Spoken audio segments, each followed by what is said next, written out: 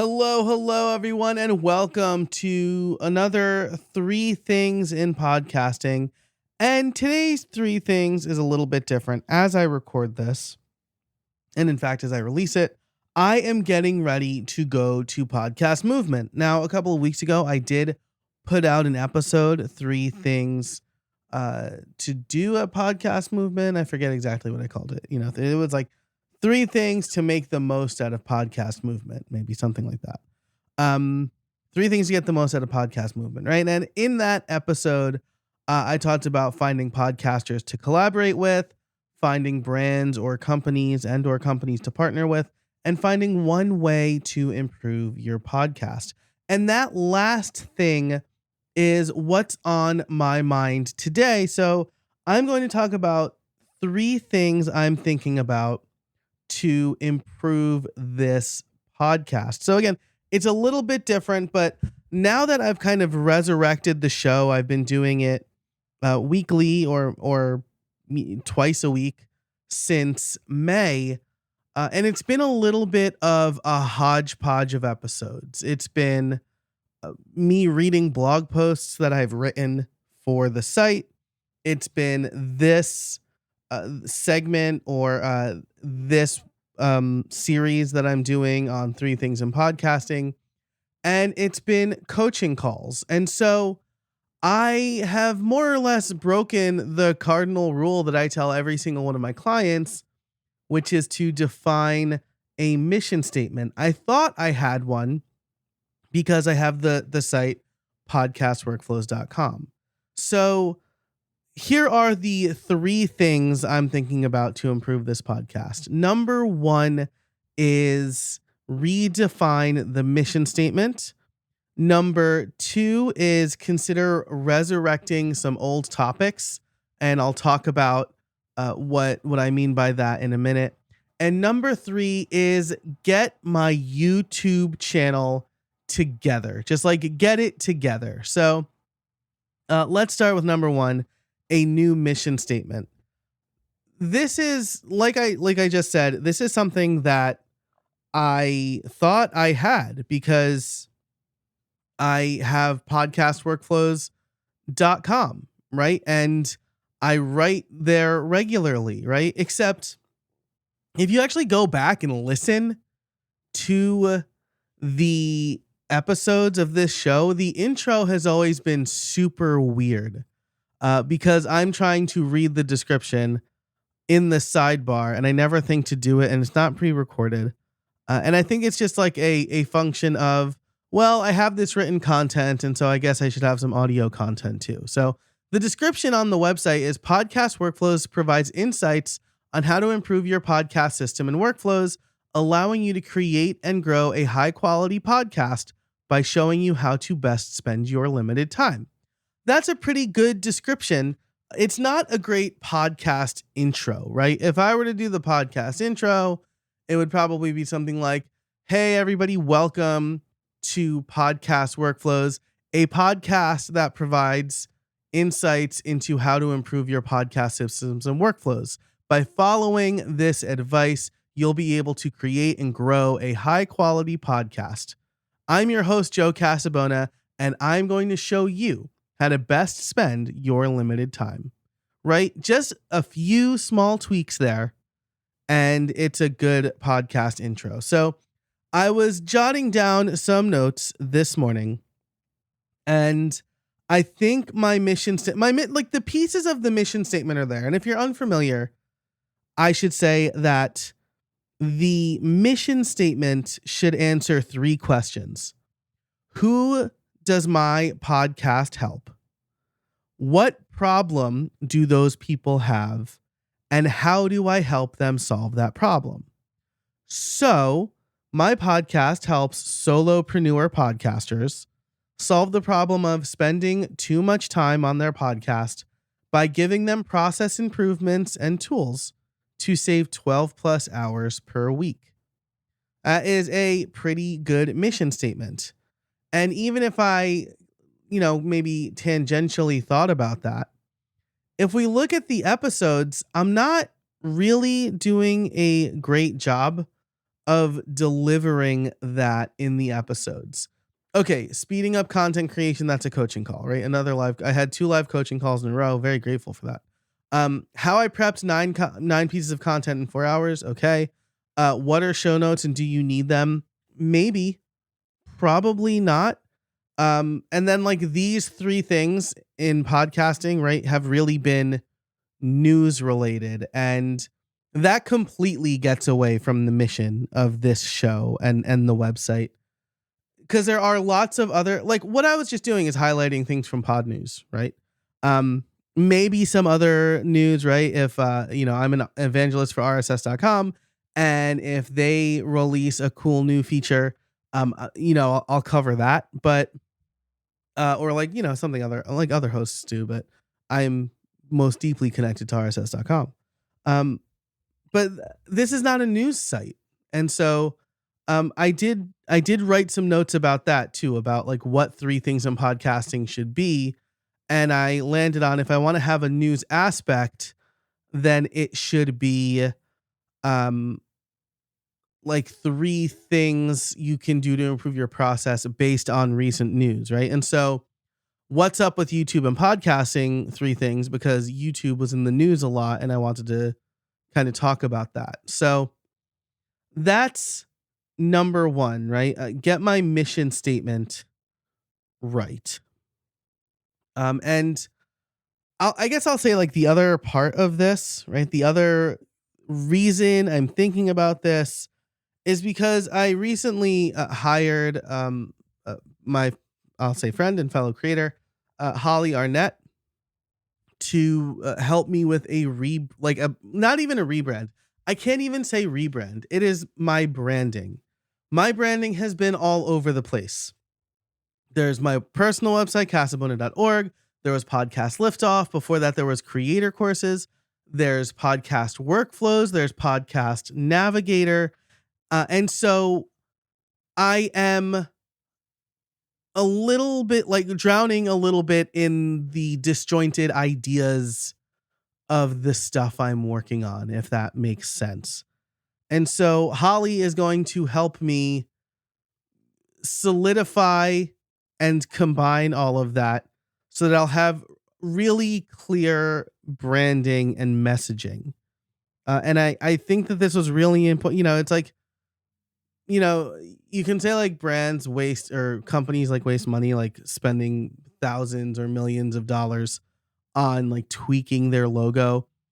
I feel like this was extremely important for me because I was all over the place, because I didn't have a unified message, and I needed to bring in somebody from the outside to take the jumbled mess inside my brain and turn it into something cohesive. So I'm really excited about that. And as a result, I will have a more unified message for all of this stuff, right? I want to help people, especially podcasters, as much as possible. And if I have a unified and clear message so people know exactly who I'm talking to and exactly how I can help them, then I will be able to help more people. And so part of it is that, right, this show has had 3 names over the last 4 years. It was originally the Make Money Podcasting, and then it was the Profitable Podcaster, and now it's Podcast Workflows. And you can see like, all right, Make Money Podcasting was like my original mission, but then I figured everybody else was doing, like a lot of people are doing that, and it just wasn't a differentiator for me. The Profitable Podcaster was like a midpoint, right? It's like, oh, I'll teach you how to make money and also save time, and so you'll be profitable. Wink, wink, nudge, nudge. And then Podcast Workflows is by far the best name. I loved the Podcast Liftoff branding, but every time I talked to, like I went to conferences or whatever, people be like, oh, Podcast Liftoff, you help people launch their podcasts. And I'm like, no, kinda, no. Anyway, I'm very excited about the direction of my brand. I'm really excited to see what Holly comes up with. Shout out to Holly Arnett. She's great. And so I told a bunch of people, like my mastermind, that I was hiring her, and and they were like, oh man, I'm jealous. So I know I made the right decision. I'm really excited. Okay, so that was number one. I'm thinking about a new mission statement. It's going to be some version of what I just read you. My podcast helps solopreneur podcasters solve the problem of spending too much time on their podcast by giving them process improvements and tools to save 12 plus hours per week. The second thing, number two, I'm thinking about is should I resurrect old episodes into a series? And here's what I mean by that. I have apparently 127 episodes of this podcast, which makes, I'm going to go back. Gosh, something that like drives me crazy with Transistor. This is another big part of the problem is that because it's like changed things so much, I don't have like a good website for it. It should be part of podcast workflows, and I just haven't built that part out yet. So I'm just relying on the Transistor website, which leaves a lot to be desired.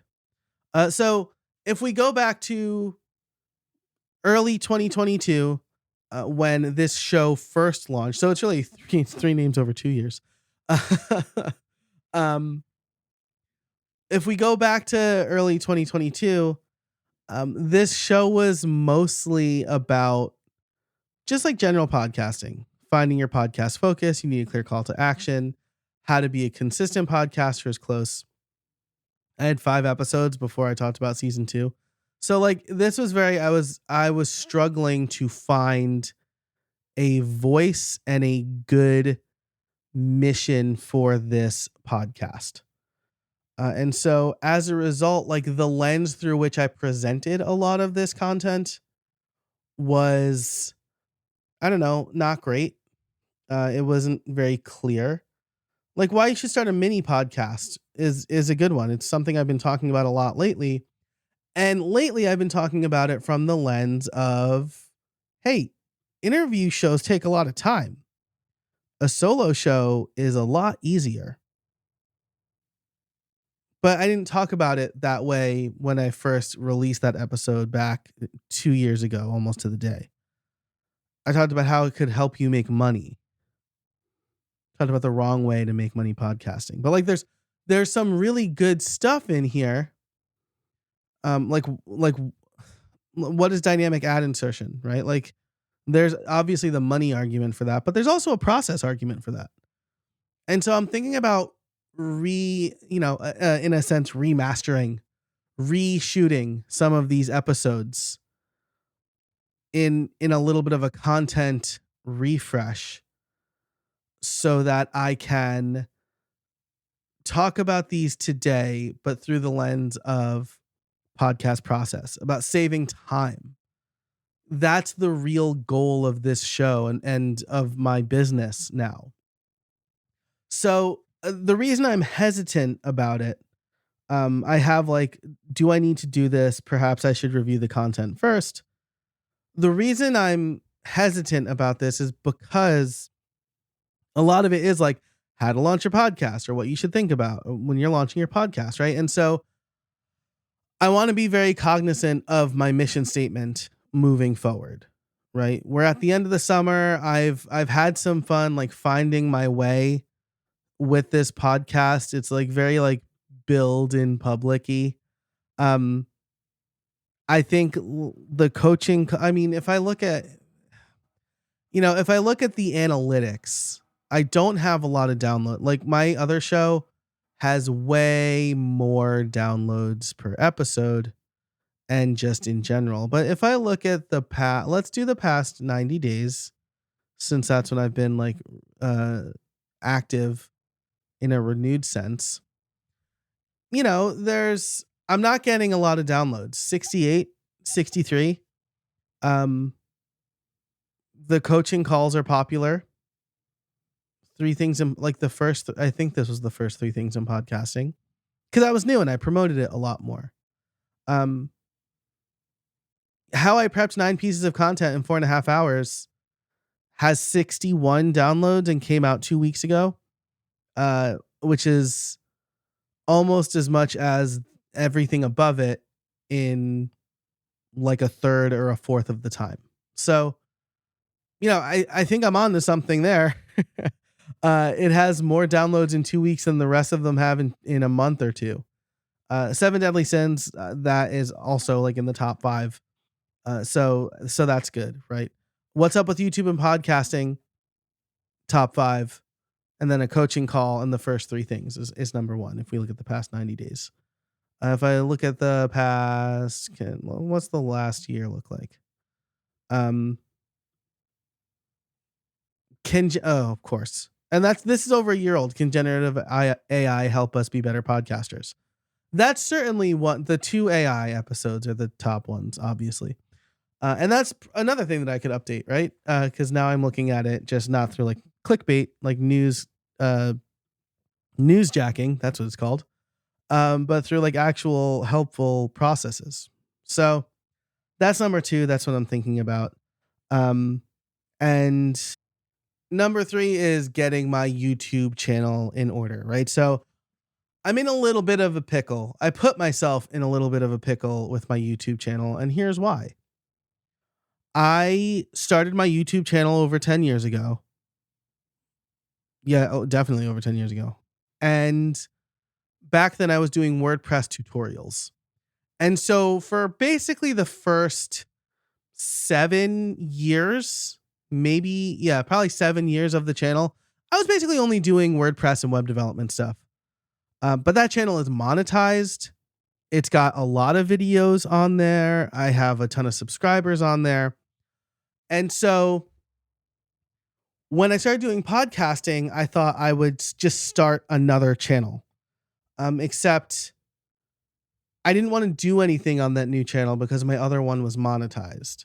And so I decided late last year, maybe early this year, it's probably late last year, that I would just put everything on my main channel, right? So if we look at my YouTube channels, I have the Joe Casabona channel, right? Going back to personal brand. This is another thing that Holly is going to help me with, right?